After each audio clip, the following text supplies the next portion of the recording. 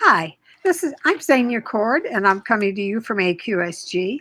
And we're going to talk today about inscribing words and other things on quilts, which was a very big fad beginning about the 1840s.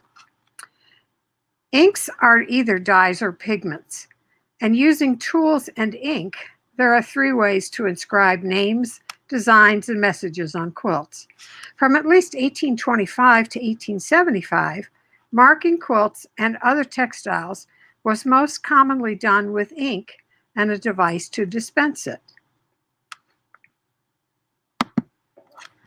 The first way to mark on a fabric is by hand with a tool. For centuries in India, chintz designs were hand-drawn on cotton yardage using a callum, a reed with an absorbent ball of fiber that held ink. Following that model, early 19th century inscriptions could be drawn by hand using a goose quill pen.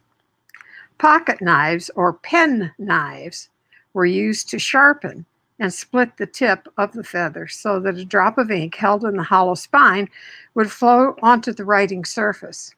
These pens are still handmade in Charlottesville, Virginia, by contract with the government, and are presented by the Supreme Court to lawyers arguing their first cases before it. A replaceable metal tip or pen point in a handle was commercially available by the 1830s and was a huge improvement over the quill pen. Artistry with these writing implements, however, still took skill and practice. William Kirkwood was 6 years old when his mother inscribed on his chintz quilt. Prussian-born Mary Minich inscribed her block sometime before her 1885 marriage to Madison Nettles in Chester County, Pennsylvania.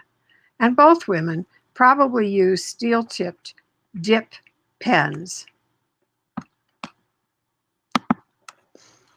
Oak leaf and reel was a popular design in the 1840s, usually worked in red and green. Someone, possibly Joshua Stokes himself, drew this tiny, delicate scrolled frame for his name using a dip pen.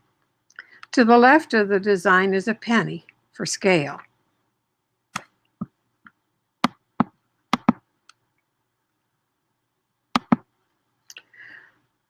Others were perhaps not so accomplished, leaving inscriptions that were hard to decipher.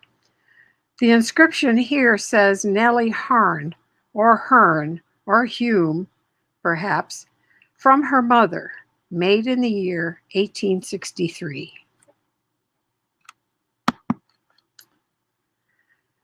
This dedication message praises the life and character of Anne Loxley Reese of Philadelphia. The quilt was presented to her by her family and friends, including the ladies of the sewing circle of First Baptist Church. The verses were written in a sure and steady hand with no blots.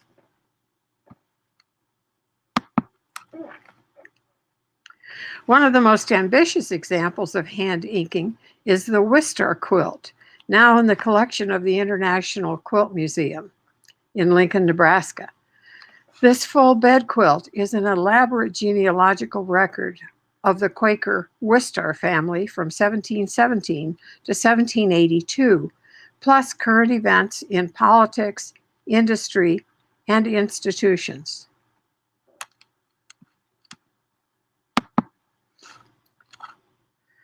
Commercial inks are often promoted themselves as India ink, a reference to those early textile designers in India. There were also home recipes for permanent inks, such as this one from the Smithsonian Archives. And you see, these are obviously chemicals that all of us have immediately on hand.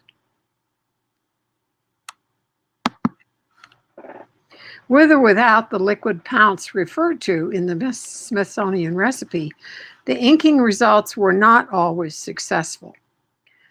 These halos are either from a surface preparation or from the ink itself leaching into the surrounding fabric.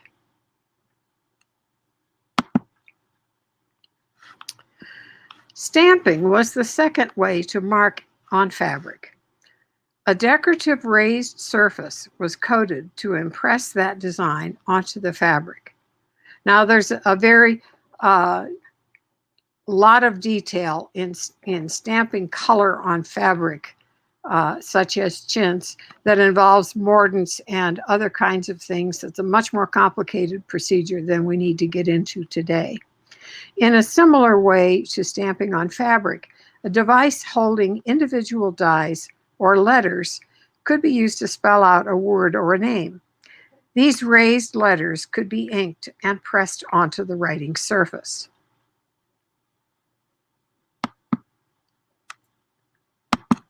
And another oak leaf and reel, stamped by two different people using the same holder.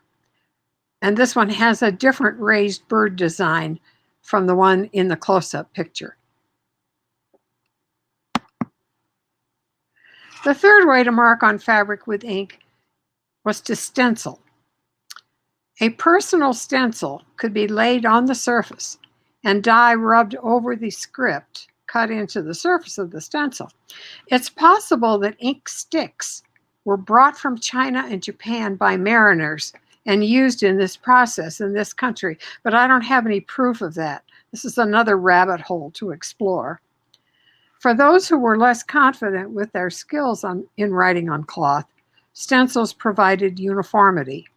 And the circle here at the bottom is a penny, again for scale.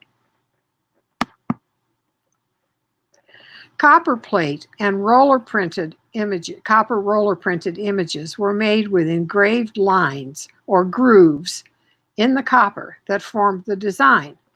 The colorant or mordant was held against the groove lines and the plate was pressed against the textile. So this effect is like stenciling. And hopefully you can see this deer in both on the copper plate and on fabric. Today, quilters are familiar with other forms of stencils to be traced within and around the design. Toward the end of the 19th century, embroidery overtook ink as a way of inscribing names and messages on quilts. And 100 years later, modern means have led to inks once again. For nearly 200 years, the practice of inscribing quilts has given them an added sense of intimacy and community.